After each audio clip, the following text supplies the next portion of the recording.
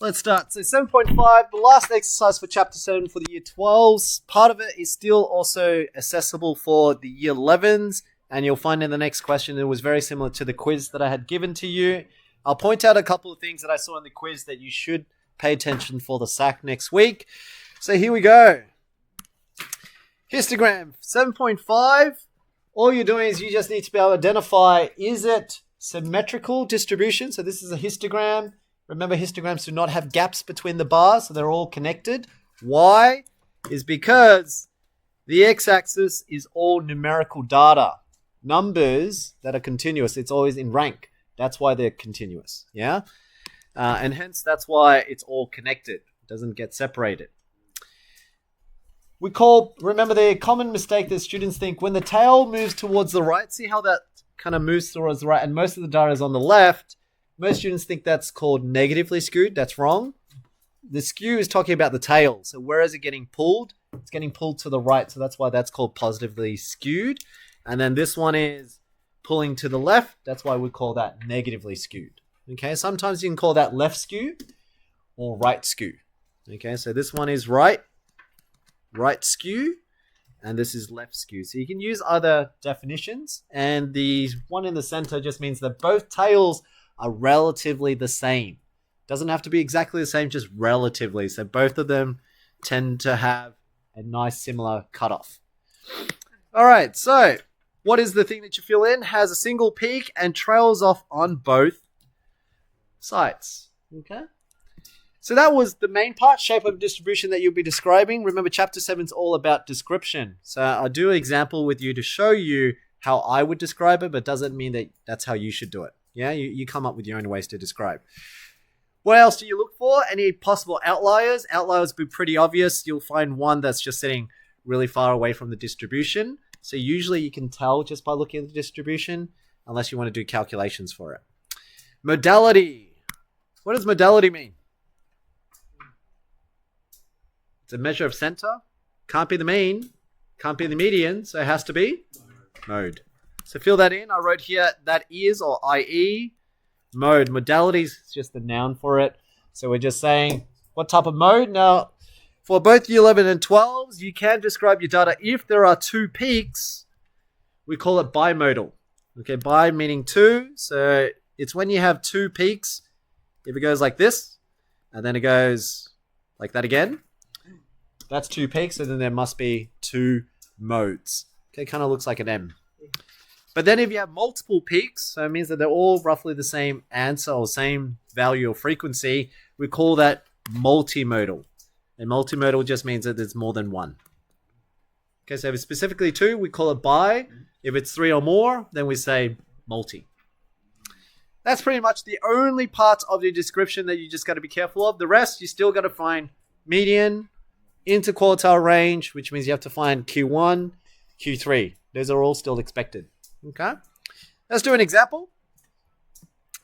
So in your textbook, all these data were jumbled. I reordered all the data so that it's smallest to largest, so it's easy for your eyes to count them. So this here is 60 students. You got data of 60 students. There's 60 data points there. Of Year 7s at Viewbank College, this is to measure their weight or masses in kilograms. Okay. We can see the smallest weight is 34.2 kilograms for a Year 7, and the largest weight is 62.3, okay, kilograms. Now, very similar to your quiz, and I found that most people struggled doing the intervals. So this is where I want you to practice if you weren't really good with group intervals. When I do a group interval, and I told you to do it between 30, 35, I got a range of different ways that you drew your histogram. When it says 30 to 35, you don't have to do it like this. You don't have to do 30 to 34, and then you write 35 to 40. You don't do that because it's not separated. The bars aren't separated. They're all connected. So at 30 to 35, right on the 35, that's inclusive. That's at 35. So anything in between from 30 to 35, that is 30 to 34. That's why you don't have to label it. Okay, so the intervals literally would just be 30 to 35, 35 to 40, 40 to 45, 45 to 50, 50 to 55. So it means on your axes, you don't have to do intervals that I saw. You literally just do 30 to 35, 35 to 40, 40 to 45, etc. Because they're all continuous. That's one of the things, in order to use a histogram, it has to be a continuous data. Okay, so if you've forgotten that theory, for the 12s anyway, it needs to be numerical and continuous. That's when you can use a histogram. So in the quiz I asked you, I said, when is it appropriate to use a histogram? It's when your data is numerical and is continuous, not categorical. Okay, so that's why it's all connected. Number 2 that I saw when you guys were drawing the histogram, that you remembered I said keep it centered, but when it's group intervals, you don't have to write the numbers centered. It's only when it's only one number, then you write a centered. If it's a group interval like this one, don't draw it that it's in the center of it. You just need to make sure it's all connected. Okay? I'll show you on the next page so that you can see what it actually looks like. Now, how do you count this class interval? Well, it's pretty easy. It's saying from 30 to 35, but notice that symbol means less than. That symbol here means that you don't include, once you hit 35, you don't include them. So I'm saying frequency, count the numbers, how many students have a weight between 30 and 35 kilos. Well, look at it. This 34.2, that's one. That's between 30 and 35, but the next one's 36. So there's only one. Then I count the next one. Between 35, so it has to be exactly 35 to less than 40. Well, 40, this is 42, so it must be this group. There's 4 students there. Okay, and now you count the rest. Now you count the same thing. You say from 40 to 45, so you look up to 45. This is 45.7, so really you count 1, 2, 3, 4, 5, 6, 7. So there should be 7 students that fit between 40 to 45. Does that make sense so far? Because that's what I did on the quiz, and not many students were answering that correctly. So you had to just count where does it fit between the intervals, and then you fill it out. Now we know the total is meant to be 60.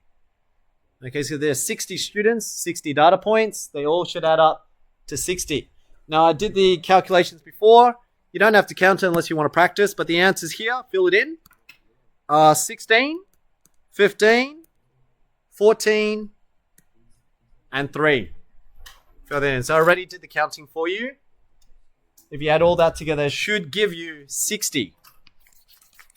Now, out of curiosity, without drawing the histogram, if you're just looking at the number for frequency, can you already tell, is this symmetrical? Is it going to be positively skewed or negatively skewed? What's your impression? Just look at the numbers. What do you guys think? Boys? Thanks. So the question is, without drawing at the moment, if you just looked at the data and you had to picture it right now, would you say it's skewed, symmetrical? Can you roughly picture it? Because that's one of the skills that you need to be able to do. You have to be able to look at a table as well. Negatively skewed, so that means it's being pulled towards the left. Okay, cool. That's not bad.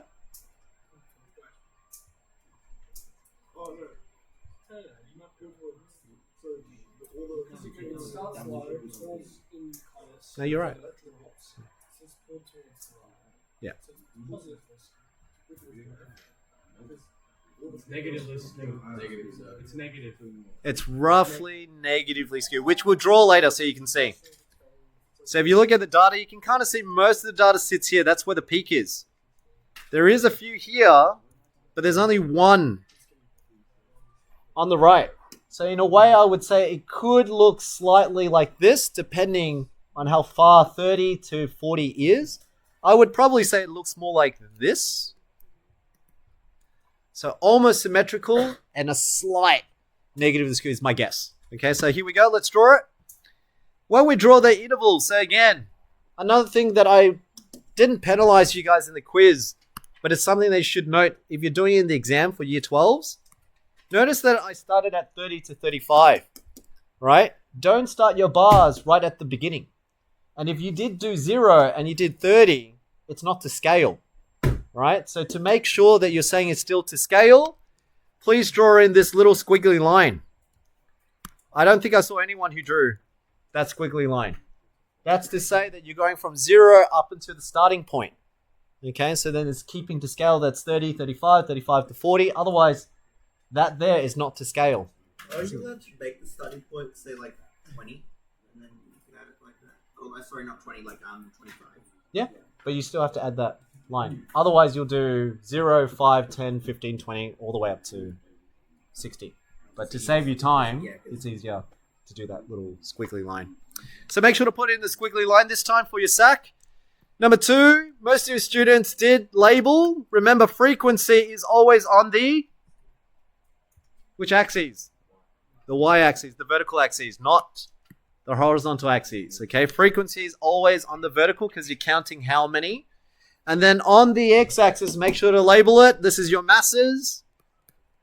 And it's in kilograms. I think only 1 or 2 students labeled all 3, meaning they also put a title. The title would be the masses of 60 Year 7 students. So just making sure to put in all the key details. Masses of 60 Year 7 students. So you got a title, you've labeled your vertical axes, you labeled your horizontal axes, and then now we draw. So it says 30 to 35 was 1. Technically, you should be using a ruler, but I don't think in the exam they'll penalize you. They're not going to be that strict. I normally would say, especially for methods and general students, I would usually say use a ruler. So here we go. 35 to 40 was how many students again? 4. So we got 4. 7 for the next one. 16 all the way up. So you see how they're all connected and the intervals on the bottom.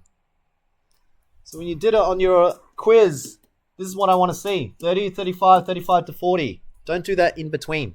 Yeah, so on the quiz I saw students writing the in-betweens. Next one's 15. Then 14. And then finally 3. So this is roughly the distribution, which is what we were slightly guessing. And because there's only 1 at the end, we can kind of see it looks relatively symmetrical. It's just that because you had a few extras here, that it kind of has a slight negative skew. Why is this called a negative skew? Is because the tail end is getting skewed towards the left. So you can say that's a slight left skew. Okay. Now in your notes, there was an error in the printing. That one should be left and slight negative. Okay, so just cross that one off.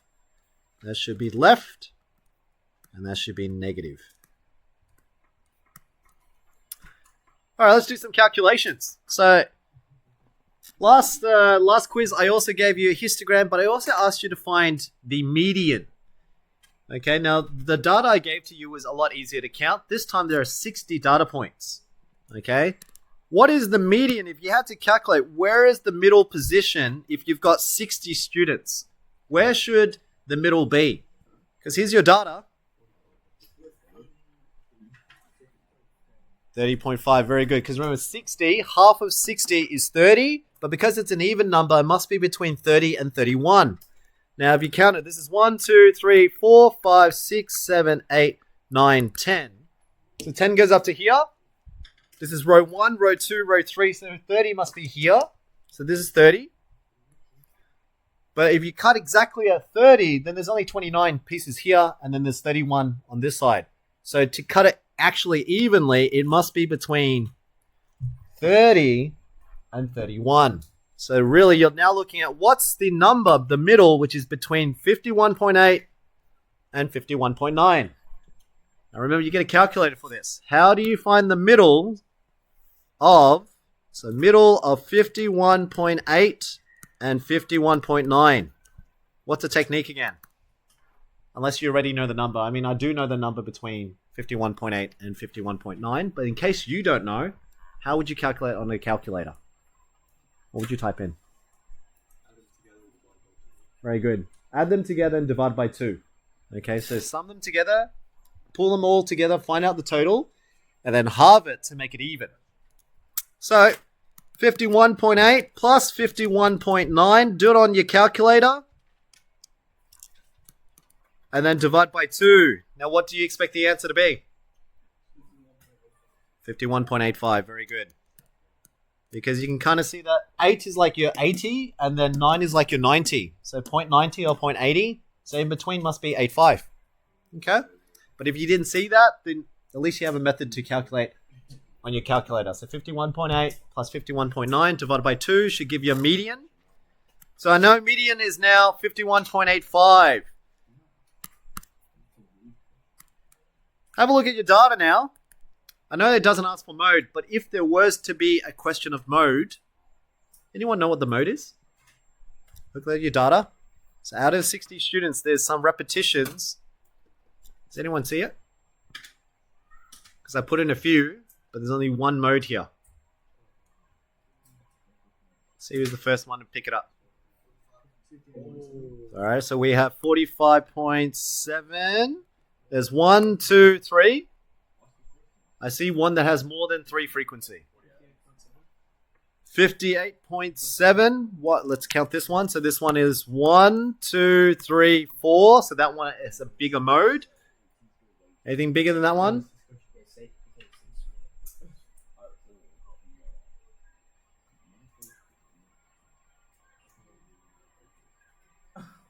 Oh yeah, you're right. There was a 48.2. Oh, I see what you're saying. 48.2, 48.2, 48.2. No. Biggest one was 58.7. That should be your mode. That's the one I put at the end. So if you look through it, find the one with the highest frequency. In our case, our mode, 50... What was it again? 58.7. Thank you. Mode is 58.7. Now, it does ask for range. How do you calculate for the range again? Good. Range is maximum number. What is the largest minus the smallest number? Largest number was 62 point something minus 32 point something. 34.2. 34.2. I already did the calculations. What did that end up being? That was 28.1.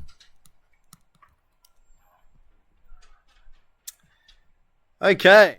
Now, if you want to calculate, you could also find outliers, but it means you have to find Q1 and Q3. Q1 and Q3 is the same concept. Let's see if you can figure out Q1 and Q3. So the median was right here, where the dash is, where I've drawn this line.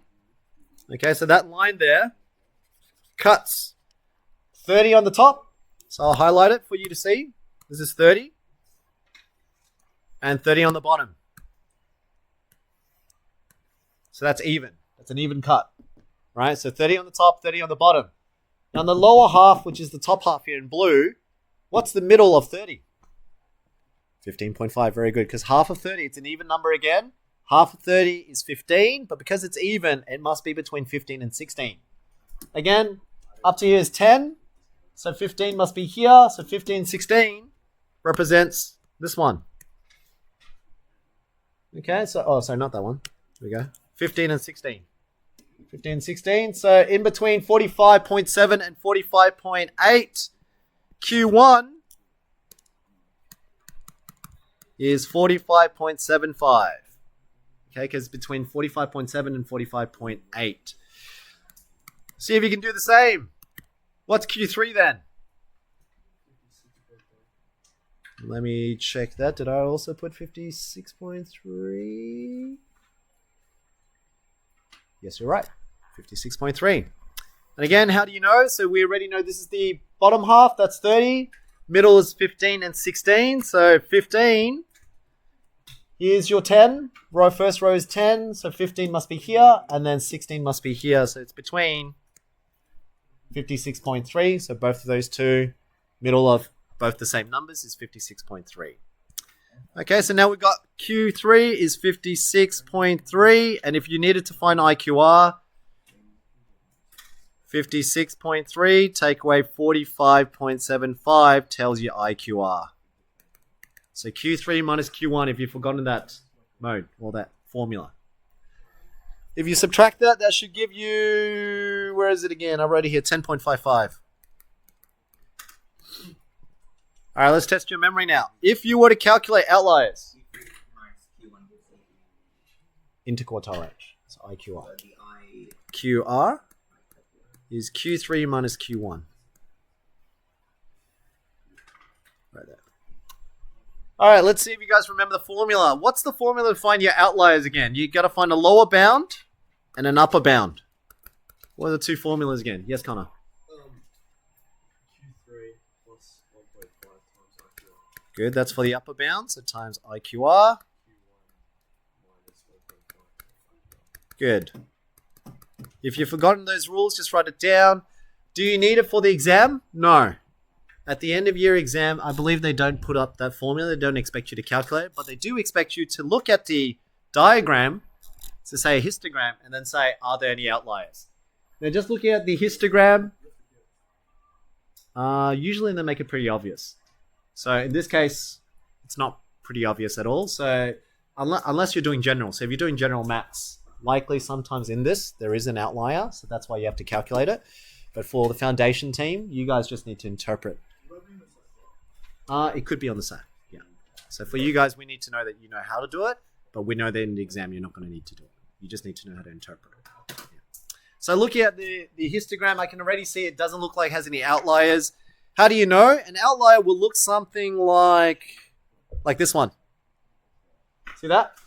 Most of your data sits here, and that one is considered an outlier there. So that's an outlier. Same thing with this one. That's an outlier. So at a foundation level, they'll give you graphs like that in the exam, and you need to be able to see that. Yeah? But for calculation-wise, that's more for a SAC to see that you know how to calculate and how to do that with a calculator. For year 12s, this is pretty much what we're training to do. It's your interpretation. So here's my sample version. So here I would write something like the distribution of the... Is it median? Oh, sorry. Distribution of the masses. Sorry, masses. Masses of the 60 year 7 students. So I'm saying this is what we're doing. It's approximately symmetrical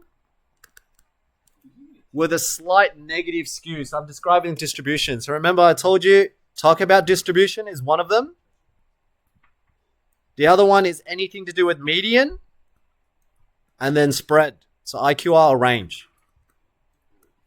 So you always have three things to talk about. Distribution, median, IQR or range. So I've combined them in there.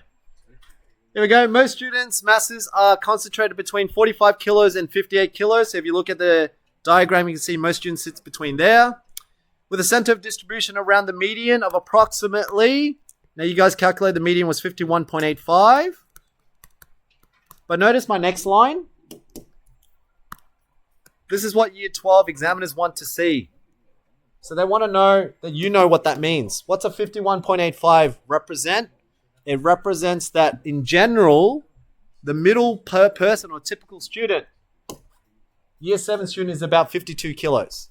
That's the typical. Okay, so when you're writing it, learn to interpret in context. That's what they're looking for.